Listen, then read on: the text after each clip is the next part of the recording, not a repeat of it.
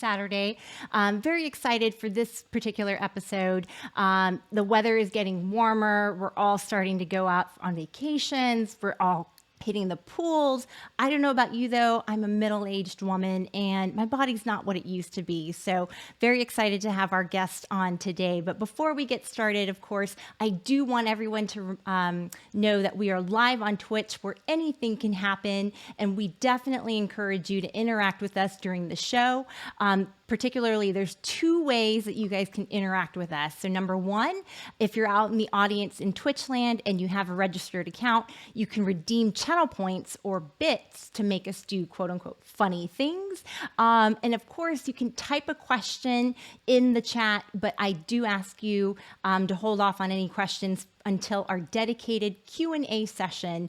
Otherwise, we might miss the question. But feel free to chat amongst yourselves. We always love hearing your funny banter and witty comments. But with that, I was perusing the industry of shapewear. So speaking of being a middle-aged woman and not having my old body and, I'm not a young spring chicken anymore, I've got things hanging out in all kinds of places. And so all of a sudden, I find myself actually buying shapewear these days. So who knew that the global industry for shapewear is actually a $2 billion industry as of 2020, and it's actually slated to grow to $3.7 billion by 2028 at a compound annual growth rate of 8%. So those are some big, big dollars. And I'm very happy today to have Leila Shams, who's the CEO and founder of TA3 Swim, here with us today. But just to give you a little taste of what her company is about, I am going to play you the Shark Tank reel when Leila was on a few weeks back. So let's roll it away. And with that, let's welcome Leila Shams to the show. Woohoo! Awesome. How are you doing? I'm great. That actually, it feels like an eternity ago, but I guess, well, we filmed it, 6 months ago, but it aired about about a month ago. Wow. So just a few weeks back, but 6 months ago. So how did you even get invited onto Shark Tank? Oh, I definitely wasn't invited. I applied. So I applied, one season, I guess 2 years ago. It was right at the beginning of quarantine, actually, when they called me back, and you apply, and if they're interested, then you make a video, and then you kind of go on to the next stage if they're still interested. So at that time, I had no sales. I hadn't launched yet. So I made a video, I sent it in, and I basically got ghosted. So the following year, at that point I had sales and the company was doing well. So I reapplied, and they were like, okay, we have your video. And I was just kind of going back and forth with the person who I'd been talking to the year I was rejected. And I hadn't heard from her for a while. And finally I was like, I cannot believe you guys are rejecting me again. And she was like, actually, we're not rejecting you. Yay, how exciting. Oh my goodness. Well, you know what? I'm so glad that, it sounds like you had the experience the first time around, and then maybe on the second time around, you had a bit more numbers behind you and a bit more experience. It sounds terrific that they invited you on the show. If there's anything you could have done differently, what would you have done? Oh my God. I mean, if you watch the clip, there's so many things I could have done better. I would have not blacked out, forgotten my pitch, and yelled a curse word, definitely. Although that probably got me aired, because there wasn't a lot of interest in my product, and there wasn't like a hardcore negotiation. So it's probably for the best, but I was definitely mortified right after it happened. It was, when I watched it, I was like, oh, it wasned that bad. Although, my hope was that they edited it out. That is so funny. Of course not. Yeah, a lot of people found it endearing. I mean, that really is who I am. That's so true. I don't know how much I would do differently. You know what? I feel really lucky. I think it worked out for the best. My company has grown a ton since I asked for that valuation. I would never accept that now. Sure. So I feel like it worked out for the best. That's I didn't actually awesome. need their money, Yeah, it's like good especially marketing. that small an amount. Yeah, and they weren't interested. They didn't like my company. They didn't like the product. But I mean, Lori was liked the product, but like Barbara had bad experiences with Sure. swimwear, and Damon has had bad experiences with everything, just based on what he said during the negotiations. So Yeah. um, I think it's for the best. I think it's also hard. I feel like your product is something where the actual end user, has to feel it, and touch it, feel it, put it on for themselves. And Exactly. so I think that was hard to emulate on the show. And your models did a fabulous job, by the way. I mean, I love the little pulling of the strings. But for the sharks to be so far away, I think it's a bit hard for them to grasp on the concept of the mega sculpting element of your suits. But let's before we dive into the story of TA3. What is your background? What were you doing before TA3, and did you go to formal fashion college or anything like that? Yeah, I've been a fashion designer for 23 years now. So I have been doing this forever. I went to Parsons Parsons School of Design in New York, which is really the best fashion program in the United States. But I was a horrible student. I could not, I mean, I've always been a bad student, but I thought I would get to fashion school, which is like all I ever wanted to do in my life. And turns out I was, I'm a horrible student no matter what the subject What is. were they So were they teaching you regular I classes actually, though, like math and science and etc. in Parsons, or is it no, more like all focused no, on fashion? I had no problem with the academic classes. You know, I had gone to a pretty academically rigorous school. So that was no problem for me. It was um, basically the amount of work you had to do. I've always struggled with perfectionism, Sure. and the amount of work that you have to do, you have to be really, you just have to churn it out, and that's just always been a huge struggle for me. So one, even the stuff that I really excel at, I'm a really good designer, I'm a really good illustrator. Like, you would have thought I would have had those classes in the bag, but like, I just, I tend to obsess. So that was hard for me just from a timing point of view. I would be up all night doing it. And then my mind is I really struggle with stuff like math. So pattern drafting is very much geometry. It's very mathematical. So I struggled with that too. There really Not a numbers wasn't anything person. I didn't struggle with. That's so No, funny. I mean, I love numbers. I have a good grasp of numbers. I mean, once I got into the industry, I could do anything. I was like invincible. I loved working. I'm good at working. I went up the ladder really, really quickly, but my skill set really works well for the corporate world, and it works well for being an entrepreneur. It is not good for school. Sure. I think sometimes school is just all about making sure that you can do the work before you get out into the real world. So sometimes I think, yeah, that's what the grades are about. But having said that, I mean, clearly, yeah, you're incredibly talented and very creative. I mean, sometimes though, I think the perfectionism element that you mentioned is, I think, very common in any kind of artistry, whether you're a performer or fashion designer, a live streamer who put her own funny business show together. I do obsess over all the little details, so I can certainly relate to that. So let's go ahead and then jump into TA3 Swim. So, when, why, and how did it start? How did you come up with this concept of mega sculpting swimwear? It's always something. Like I said, I've been a fashion designer, so I was in the corporate world for a long time, and I had my own fashion line.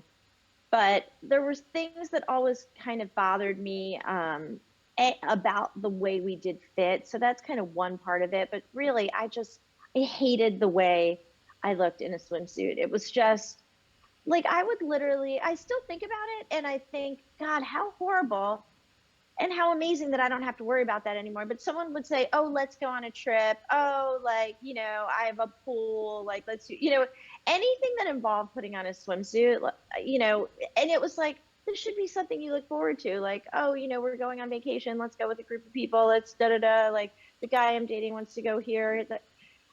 It was just dread. You know, it was complete and utter dread. I didn't want to be in a swimsuit. I never felt like my body was there. Like, you know, no matter how thin I was, and you know, I've gone up and down a lot in my life. No matter how big I was, no matter how small I was, like, one thing I always dreaded was putting on a swimsuit. So I always thought there's got to be something better. There's got to be a way to improve this garment. So I tried every kind of shapewear. I wanted to make a shaping swimsuit. It really didn't exist, and it was something I personally really wanted. I can definitely attest to that because I had never heard of a shaping swimsuit. You know, you think of undergarments like Right. Spanx, Skims, you know, which makes sense for your everyday kind of attire, but nothing in the swimwear category. So I think it's highly brilliant. But yet at the same time, you know, I've personally tried on one of your suits and I love it, by the way. It doesn't feel like it's tightening or, you know, it feels comfortable, but yet it's definitely enhancing my body shape, which I love. And to your point, I have lately, as I've progressed in my age, you know, and I have less time to work out. You know, back when I was younger, sure, a two-piece, no problem. Looking forward to that. Showing off my rock hard abs at the beach, not really, but you know, I had a better body when I was younger, but not as I Right. progressed into, you know, I turned 40 this year. Fun fact, but now that I'm, you know, going on vacation with two little kids, it is nice to have the ability to still look flattering in a swimsuit, but yet I didn't really have to put in the hard work of, you know, working out all 24/7 for, you know, the past 6 months before this vacation. So kudos to you for coming up with such a brilliant idea. How much of your business, or how much of your brand would you attest to, like social media helping?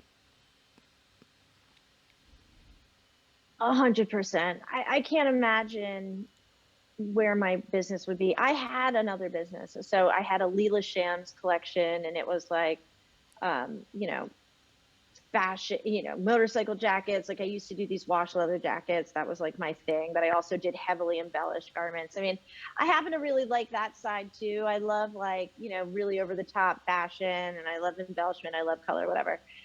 But that was such a hard business and an expensive business. Like, that's like runway shows, and that's, oh, you're just desperate to get into a So Vogue or a, hard. Yep. you know, I mean, now it's a little different, but you know, at the time, like, I had Kim Kardashian and actually all the Kardashians, like, wearing my stuff, lots of big celebrities. But sales were really hard, you know. I mean, okay, this was a long time ago, and maybe it would have been different now, but still, a collection business is a really, really hard business, A. And then B, without like social media, you know, this was a long time ago. We didn't have the social media. It just, like, it went out of business, right? It wasn't successful. Now, A, I focus on one product, getting one product right. And then B, we do tons of ads. We do Facebook and Instagram ads. You know, we have a good following on Instagram. We have 60,000 followers now. We've gone viral a bunch of times on TikTok. So that's really everything. I mean, I can attribute, there's been a couple articles, there's been a couple celebrities that wore the stuff, and we got a boost from that. Shark Tank, we got a boost from, but, you know, those are little spikes in, you know, we've been in business 20, 20 months. We're up to $7 million in sales. Like, Wow. it's mostly social media. Wow, that is incredible.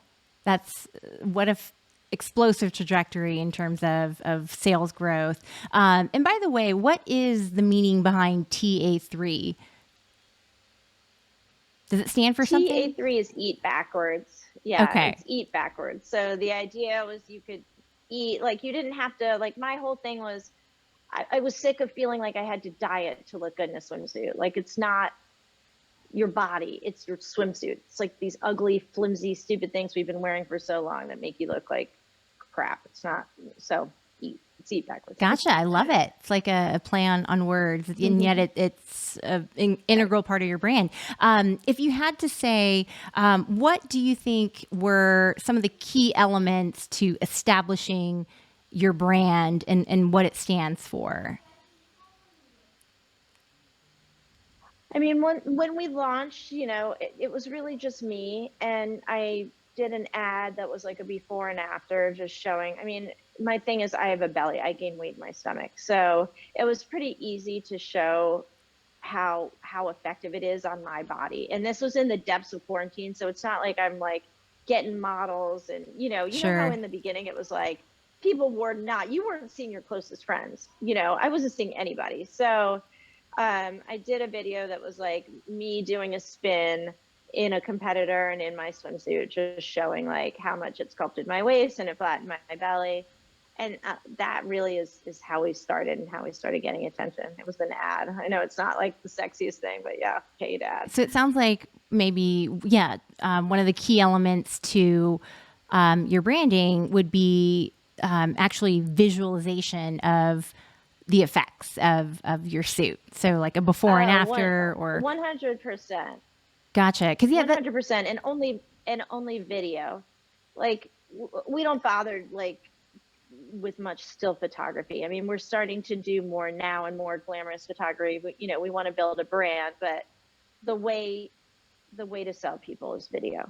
100%. And I think you're also showing what it does, and then you're also promoting, I think, body positivity. I think some of the models that you use are very beautiful in their own right, but they are plus size models. Is that correct? Right. Yeah. So I think that's tremendous in terms of. I mean, not all of them. Not all of them. I mean, we use models extra small to size 3X, but we also really try to make sure we get a variety of body shapes, variety of heights, variety of bust sizes. That's really important to us. And so as a small business owner, but quickly growing, at what points what are some of the milestones that you hit where you're like, holy cow, like this is taking off? Honestly, right in the beginning when we launched, and the response was so quick. Oh, we got a little stretch. Sorry. Thank you, Choki. Got a little pop of the back. Stretch time. Thank you. There you go. So what were you saying? So early on in the beginning. Early on in the beginning, there was just just so many women were reaching out, like, where has this been? I've been dying for something like this. So many women like were just like me, and they were just dying for it. So right away, I realized it was going to be big, but we had very limited inventory in the beginning, and it was hard to get stuff at that time. So it started off much slower than it's going now, because it's always selling out, getting inventory, trying to get the money to buy more inventory. Like sales from 500 suits doesn't pay for 1,000 suits or 10,000 suits or whatever. Sure. So it's always just been like trying to manage how much inventory we could get. But we got a clowning around. Redemption. Rednecks. Okay. Thank you. All right, here we go. Do you have your nose? Yes, I love it. So, yeah, you mentioned a very common problem that I think a lot of companies, and not just your business in particular, but the capital to attain and use for the growth of your own business. So it sounds like early on, was it just your own investments into the company, and then did you ever attain some sort of traditional bank financing, or what's kind of the capital story of your business so far? In the beginning, it was my own money, our money. And then the thing that's really gotten us to where we are now, I mean, we're profitable, and we have been profitable, but we also get Shopify loans. So that really helps fund the inventory. Gotcha. And then it sounds like any profits that you make go back into the business to help it continue to Yeah. grow. Gotcha. So right now, Right. has your business been impacted by any of the supply chain issues of late? Importing from Asia and getting hit with incredible freight rates, anything like that? Not really. We air everything, so we Got to do haven't a jig. gotten We the got to do a jig. oh, like what? Just like a Yeah, dance? Wait, just do a I little need to keep my dance. nose on? Oh yeah, we can take it off now. Thank you for the cheer, Okay. doctor, by the way. But yeah, a little jig anytime someone cheers for us. So, but yeah, so it sounds like no, you haven't had any issues then. I mean, trust me, we've had a shit ton of issues, many issues, but the actual delivery, not that much. And I think it's mostly, and yes, it is expensive, but because we don't air, we boat because we're always like in a mad rush. Air hasn't been as problematic as boat. Oh, that's good. That's good. Yeah, we have seen that in the apparel industry, though, particularly those companies that import from China, getting hit with freight costs. A container used to cost $6,000, and now it's like as high as $25,000 to ship for a full container. So kudos. It sounds like you're doing fabulous on the inventory side. But you mentioned a shit ton of issues. So, what would you say have been some of the biggest challenges so far in growing your business?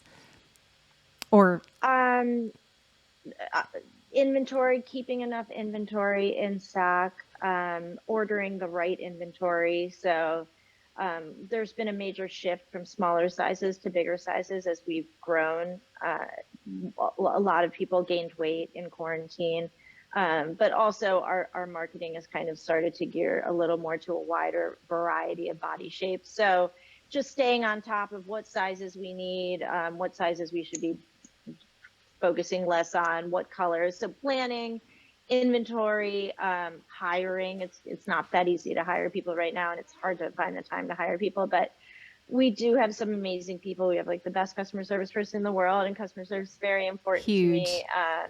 We have a great creative producer. We just hired a COO. I have a good CFO. So, but just getting that team together to like continue the growth that we've had has been a challenge. And I think you're taking the right steps as your business kind of hits that inflection point of becoming a much larger enterprise. I think you're surrounding yourself, it sounds like, with the right kind of people and the right kind of help to help your business get to that next level. So kudos to you and good luck with the hiring, because I knew that there is a very active job market out there, but it's also very, very tight. So if there's any, open positions, let us know and we're happy to help you. But, what's in store for the future of TA3 Swim? Where do you envision this and what kind of product offering are you going to have? I want to be a billion-dollar company eventually. We're going to try to raise money after this busy season. So I see it as a shaping fashion company, so not just a swimwear company. We're building shapewear into dresses and tops, so that's going to be next, launching different products. We're also extremely passionate about fit, and I really want to fit every body shape so we're launching a bra size suit, which will fit bra sizes up to, I think we're going up to an I or a Wow. J, gigantic boobs, Yes. and also really, really tiny boobs, like a cup. A lot of those women really feel left out. Extremely tall women feel left out of inclusivity and body positivity. A lot of the emphasis has been just on plus size, but if you have giant boobs, you can't find clothes to fit. If you're super tall, if you're super short, if you are an apple shape, which means you gain all your weight in your boobs and your belly, it's still really hard to find clothes that fit. So my emphasis is on nailing fit. We have an app where you can take a photo from your front and your side, and it can tell you your perfect torso length and your perfect size. So we're just going to keep focusing on doing the best fit in the industry and expanding into other categories. And it sounds like you're leveraging technology to do that, which I think is fabulous. Yeah. Especially I think in the time of the Yeah, pandemic. I honestly, I can't believe it works. I'm like, why is my company, like this small company, have this like super amazing thing that like completely works? Like I had, and we worked with a company called 3D Look who develops this. I don't know why more people don't use it, but I hope they don't, because it really is such a leg up for us. Well, no, it sounds like it's working for your business. And I think it's a testament to kind of the foresight that you have around nailing fit and leveraging whatever tools that you can to help the consumer nail that correctly. Because it is so important. And, how disappointing is it whenever you buy something online and it's in your quote unquote, regular size, but once you get it, it's like way too small or it just fits awkwardly. It's so wasteful. I mean, the amount of, and same with us, we lose a shit ton of money when someone returns something. It's bad for the environment. It makes you feel sad. Something's got to give in this situation. Like the idea of just like buying clothes, they don't fit, you have to return it, or maybe you don't return it, you just keep it and it just sits there. And honestly, a lot of people in the industry think, oh, this person didn't get the right size. How do we get the person in the right size? But a lot of times there is no right size. You can get the small, the medium, and the large, and none of them fit you. And you know that you're in that range. But because it's not just about, not everyone falls into small, medium, large. Like you don't see a man's suit come in a large, right? It doesn't make any sense. Like you have his length, you have his width, you have his sleeve length, like all that stuff. And women vary a lot more than men in terms of body shape. So that's true. It doesn't make sense that we're shopping by small, medium, and large. So we're working on just customizing fit better, because the reason people don't get the right fit isn't just that they didn't get the right size. The right size doesn't exist in that particular collection. I think it's a two-way, street, because I think to some degree the companies should be responsible too in terms of educating the consumer around, this is how this particular product fits. But I think, you've nailed it on the head with technology, and really, really excited to see this continue to become more common, hopefully across the industry. So, but let's pivot for a bit. So, you have this brilliant idea. You're incredibly talented and creative, and focusing on fit. Oh, we got a little jiggy. Oh, thank you for subscribing, Abby Duck.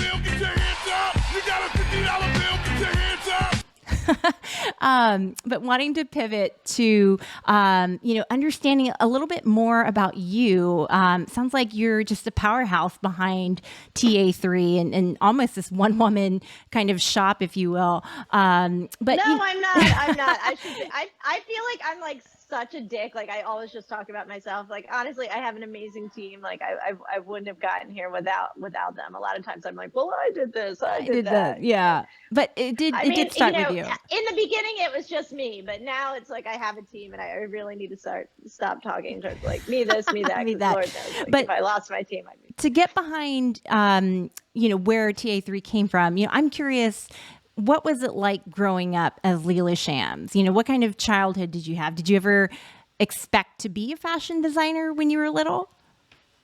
Yeah, I always wanted to be a fashion designer. I mean, as long as I can remember, that's all I ever wanted to be. Did I think I was going to be doing shaping swimsuits in black? Like, no. I think like my mom is legitimately disappointed. Like, I mean, we come from like, we're Persian. My family, my mother is extremely over the top fashion wise, and like, yes, I always wanted to be a fashion designer. I imagine being like this runway fashion designer, Alexander McQueen, like, just like super over the top, blah, blah. But as I worked in the industry, I just realized that wasn't me. Like, first of all, I'm an insecure person. Like, I don't have the fucking confidence to be like, I'm gonna do a $500,000 fashion show and I want all these people to pay for it. Like, that's just not me. And when I was in that world and when I was doing that, I couldn't fucking handle it. It's not my personality. Like me, like I'm like, the customer is so important, like making people happy. I'm a people pleaser, making people happy is important to me. Like I'm not like the normal like CEO friggin' like, like my way or the highway person. No, like I'm obsessed with making people happy. So that's what I've that's what I love about what I do. And that's what I didn't have like and that's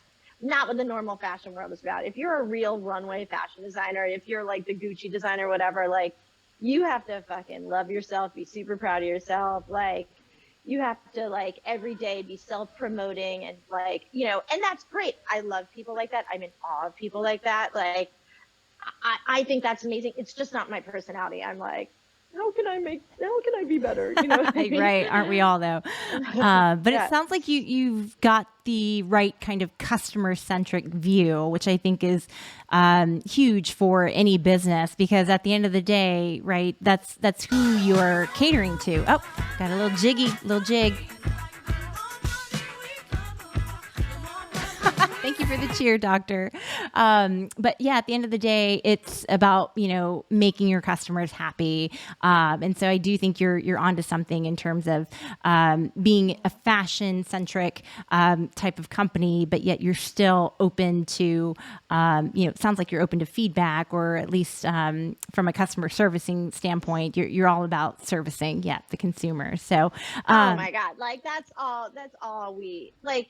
It blows me away. Like, Somersault is a competitor. Not to call them out, they're amazing and their growth has been incredible and they're heavily funded and they're great. But like in every one of their comments, they're like, for their best selling suit, it's like no bus support. Why isn't there any bus support? I really want this with bus support for years and years and years and years. right. Like the second I noticed that people were saying that, I'm like, okay, I'm gonna make a bra, an underwire suit, Sure. because everyone's asking for that. Like I don't. It blows me away, and I guess like, but it depends, because also like we talked about perfectionism, and we talked about it kind of all goes in the same thing. Like if you're too people pleasing, it's hard to, That's there's right. a lot of decisions that are hard for me to make, because like I'm so obsessed with like I want to make sure people love it. I want to make sure people are happy. It's like right now we haven't started reselling our returns, and everyone's like, you have to resell the returns. Like there's tons of money just sitting there, and I'm like, like what if someone gets something that has deodorant on it? You know what I mean? Even though you dry clean them and everything, it's like I want it to be perfect. Sure. So that's kind of where I struggle. But the way that it's an asset is that I'm obsessed with what the customers want. I listen to them 24/7. When we make an ad, like everyone says like I would look like a busted can of biscuits in that suit, right? Because you pull the ties in the back, Right. and everyone thinks your fat's going to explode out the back of it. So because I hear people saying that all the time, because I'm reading the ad comments, I'm reading the DMs. We made an ad where it was like a woman holding a busted can of biscuits, and like that is doing so it from funny. the back. And so, and everyone thinks that's so funny. Everyone's like, oh yeah, that's what I was going to say, and it's like, I know you're going to say that because I hear you saying that all the time. Because someone said it. Yeah. Right. If I was a normal CEO that was like letting other people run all that stuff and not reading the comments and not being aware of like what people are asking for, I wouldn't be building the right kind of product. That's right. And I do think you're on the right track too in saying that there is a balance, though. If you listen to every literal piece of feedback from all of your customers, I think it's hard to please everyone at the end of the day. So you kind of have to choose. Totally. Yeah, like where's the mass? And some people are just dicks. That's right. At the end of the day, that's right. And you cannot make them happy. And that's been like a really hard lesson to learn, because it's like, you go out to people and you're like, I'm so sorry you're unhappy. Like, please let me make it better, blah, blah, blah. And finally you're like, oh, you're just a dick. You know what I mean? Yeah. Like, I can't make you happy at all. Like, and okay, then like that's good to realize as well. Just cut bait at that point, right? So it's very rare. It's very rare, but there's definitely those people that can't be made happy. That's true. Absolutely. And you just got to roll with the punches. Now let's talk about you being a mom, being a working mom, running her own business. Our daughters are good friends, clearly, but, let's talk about your work-life balance. What does that look like, if any? I hate that term. I just hate that term. It just bothers me. I mean, I think I'm just so old school. And if you ask like, oh God, I don't want to go down like Kim Kardashian went down. Like it's not like that. It's just like my father was an extremely hardworking, like day in, day out, 24-hour a day. And he also has like a lot of the same attributes of like people pleasing. And, maybe some perfectionism. So that's kind of what I grew up around, and that's kind of the way I am. And I've always work has always been really important to me, and that's kind of where I get my self-worth, basically. So for me, if work isn't going well, I'm not happy, and if work is going well, I'm happy. So work and life are the same thing to me, you know.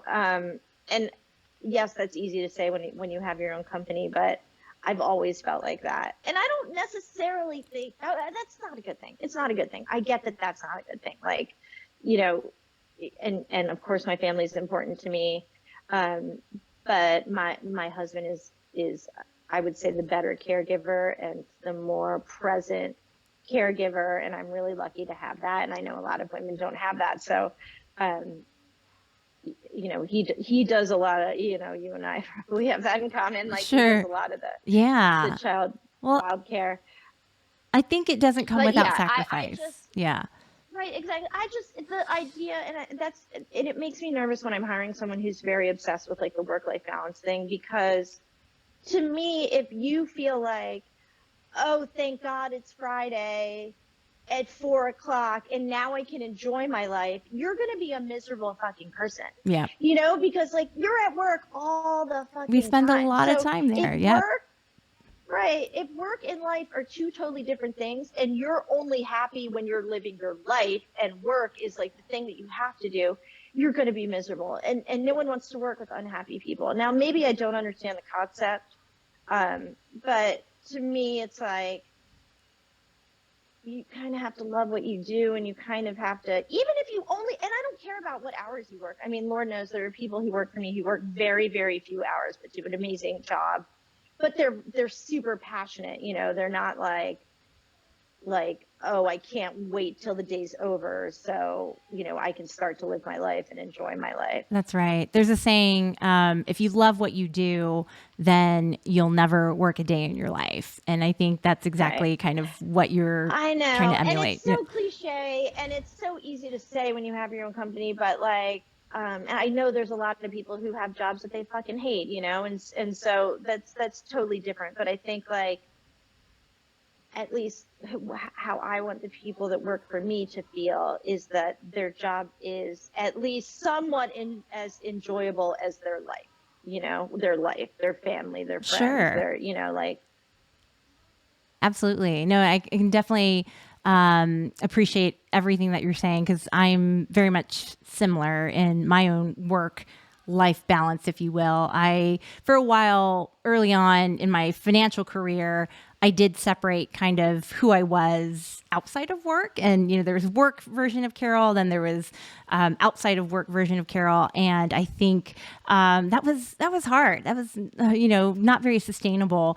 But once I kind of started really bringing myself into my financial career and bringing myself into work, you know, with my colorful jackets and dancing and, you know, just improv, whatever. Right.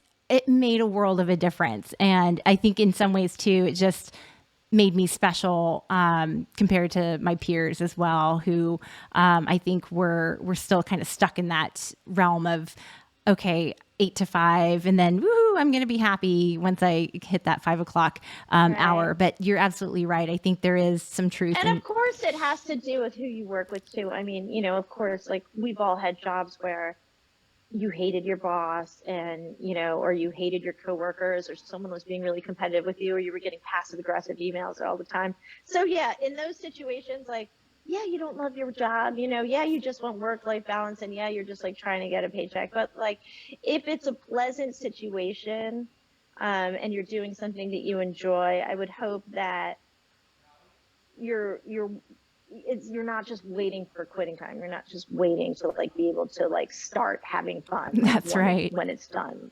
Hopefully it should be fun. Yeah, it should be fun 24/7. So, you know, before we get to our Q&A session, you know, just one kind of final question. You know, what advice would you have given yourself prior to starting TA3 in hindsight?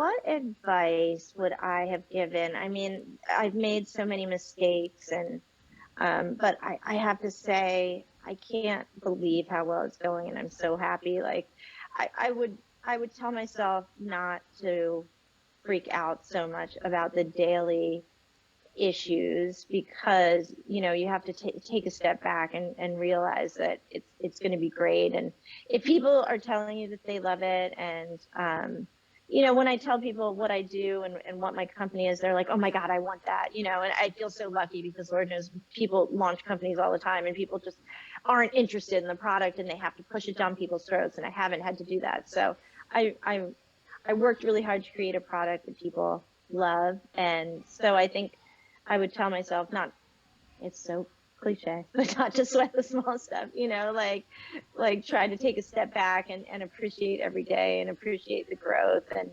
appreciate, that you're making something that people love. That's a great point. I think living in gratitude can help offset some of that, those meltdown moments when we're freaking out over the smallest things. But no, great advice. So let's go ahead and move on to our Q&A session. We'll give it a few moments for anyone out in Twitch land. If you have any questions or comments for Leila or myself, let us know.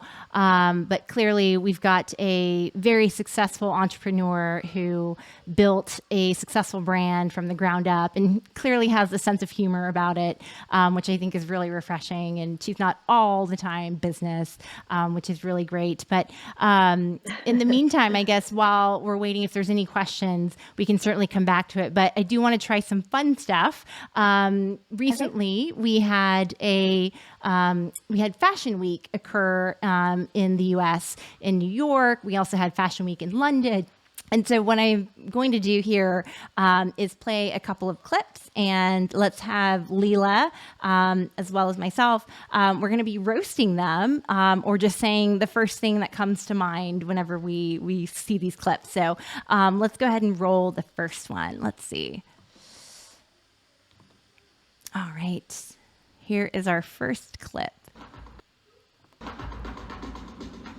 It is Bella Hadid walking Virgil Abloh's final Off-White show.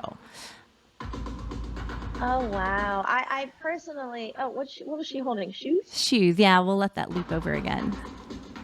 Oh, kind of like, and what shoes is she wearing? It's really small. Looks like sneakers? Yeah, it looks like sneakers. I'm getting like a runaway, runaway bride kind of vibe here. Runaway bride. I love that. I mean, I personally absolutely love the silhouette. I love a mullet dress, like short in the front. Is that what it's called? A mullet? Oh, too funny. Yeah.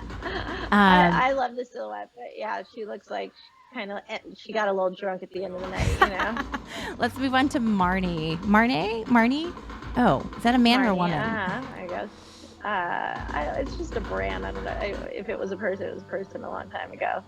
Oh, okay. All right. It's what we've got. Like headdresses. Oh, really? I'm getting like headdresses. Kind of like garbage. A little Courtney Love. Yeah, a little Courtney Love with that one. Yeah, like the end of the night, the way end of the night, I guess. Yeah. I mean, let me tell you, it's the fashion show thing. I sucked at it when I did it. Like, it's not about fashion, it's a performance, and especially now with social media, like, sure, you need to do something weird. It's gotta be weird. It's gotta create a buzz. A little cake there. You gotta create a buzz. Honestly, like, this is okay, but like, did you see the one? Please tell me you have the one with like the really tall shoulders. I don't know. Let's keep going. Let's see. Okay. But yeah, I'm getting a lot of like urban trash or something kind of vibe. Yes, which people are talking about, like the kind of like early 2000s. Yes. Like, like the real kind of like messed up trash. Kind of like, I don't care. That's right. Right. Okay. I mean, I like Courtney Love thing. I love that. Okay. This one, I forgot who it is. Oh my God. This has got to be Chanel, right? Because it's snowing. Is it actually snowing, or are they? It is actually snowing, I think. But it's like the audience is sitting inside, but yeah, they're outside. Looks like they're hauling trash bags. What? I don't know what this is. Maraschino, maybe? I don't know. If it's Chanel, I hate it. I hate Chanel. Chanel was a Nazi. I don't understand why people don't care about this. Like, Chanel was a known Nazi. Like, she was like a Nazi spy. The Seriously? people that Or she this was with were conspiracy Nazis. theory? Yes. That is No, so this crazy. is true. This is a fact.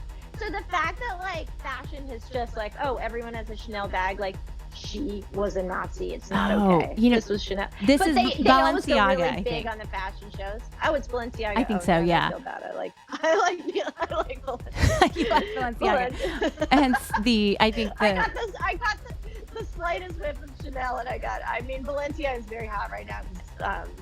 Kim Kardashian. That's right. Like She wore that, the like Balenciaga tape. Did you see that yellow wrapping of Kim Kardashian in Balenciaga? Yeah, where she was like, like walking around with a stick up her butt. Too funny. Yeah, of course it's Balenciaga. Oh, okay. Fashion designer. But yeah, let's see. That's okay. That's okay. Chanel, I got mad. Speaking of Kim Kardashian. I love Julia Fox. I love Julia Fox. Oh, really? Uncut Gems. All day long. Uncut Gems. Did you see that one? I love everything about it. I love it. It's like so entertaining. And that's Kanye. It's so over the top. That's Kanye sitting next to her wearing the mask. I can't get over the boots though. If you notice in this clip, they're like toe separations in her boots. It's like wearing those toe socks. The footwear I always struggle with. But honestly, Kanye blows me away. Like, if you ever look at Kanye's first runway show, he did 2 runway shows in Paris. Oh, I didn't know that. They were very. I think it was just his name, Kanye West. They were okay. Honestly, they weren't horrible. He got slammed by the press. They hated it because they kind of saw it as derivative. It kind of looked like Balmain. It was like kind of normal French fashion. And then he disappeared in terms of fashion. He was like, fuck this. He's done. Regrouped. Aww. And then he relaunches with Yeezy with that unbelievable collection, the like destructed sweats, all the muted colors. My husband loves the shoes. Yeah, like just everything. I mean, it was so, but from a fashion point of view, that completely changed fashion. Like people do not give him enough credit. I mean, that whole Skims look. I mean, a lot of it came from the person that they collaborate with as well, that photographer. I can't remember her name, but fashion, Skims, sweats, all that stuff, like people wearing sweats outside. Yes, maybe it would have happened with quarantine, but he was the one that started all. The palette that existed for like 6 or 7 years, that all comes from Kanye. So way to go, Kanye. Anything he does from a fashion perspective, I'm obsessed with. Nice. And we got a comment. The new Gap collection, it's so cool. It's so cool. I have to check it out. I didn't know he did a Gap collection. Yeah. With Gap. Oh, I would never have thought. He's the creative director of Gap now. Oh, good for them. Kind of getting kind of risque with that. We do have a comment. Yeah, it's Dr. like Gap, Kanye, and Balenciaga. Doctor in Twitchland says, those boots trigger me. Yes, they trigger me as well. I hear 100%. That a lot. Yeah. People hate the boots. The boots. Well, speaking of footwear, our last and final Fashion Week clip. Let's look at this. Okay, all right. This is who? Did it say LCF? Is it LCF? What is this guy? It's just. I think it's like I said. Yeah. You gotta be weird. You gotta do something that people are gonna notice. LCF designer Dirk Vasson, I think, does footwear. Interesting. Okay. That the footwear looks very very impractical. They're skis. They're like blocks of wood. Yeah. They're like. But this is like people think that this stuff is real and you're supposed to wear it, and you're not. A fashion show is a branding event. A fashion show is a commercial. If you just put normal clothes down a runway with normal models in normal makeup, nobody's gonna care, and you just lost $100,000 or whatever you paid for boring. Show. So we're watching this, We are, and we're talking about it. No, but we're watching it. We're talking about it. We are. I just can't get my head wrapped around why do they have to go like so out there? Like this guy, like why has he got to have his hands like I'm telling you, tied up? Why is he got to walk like a robot? Do it. I love it. The way people do it is different, but like as someone who I tried so hard to be like, normal and good, and Yeah. it was like, and I was trashed too. Like the best thing, you're gonna get trashed no matter what. So do something really weird. Really weird. Got it. Got it. It's like just put it out there. So that Yeah. was our last and final clip, but that was so much fun. So guys, thanks so much for hanging out with us this Saturday afternoon. Special thanks to Leila Shams, the founder and CEO of TA3 Swim, and being a good sport and rolling with our interactions with Twitch, and being able to roast Fashion Week videos was so much fun. But hopefully you learned a couple of things about building a brand, being on Shark Tank, being an entrepreneur, and yes, doctor says, "Can I get a swimsuit?" Unfortunately, I don't know. Are you gonna come out with menswear at any point in time? I get asked for that all the time. Unfortunately, it would be like a Coney Island ye old timey like 1930 swimsuit, which like would be really weird. But you got to have the stomach coverage, which men don't do. Too funny, too funny. Well, there you have it, folks. Our second episode of Funny Business. Thanks for hanging out with us and watching live on Twitch. The full episodes will be uploaded to YouTube. And stay tuned for our next episode next Saturday, March 26th. Featuring the co-founder and CEO of Astro 8. His name is Ken Hanaoka. Really excited to talk about the cannabis industry and Delta 8 products, which they offer. So cheers to that, guys, and we'll see you soon. Thanks.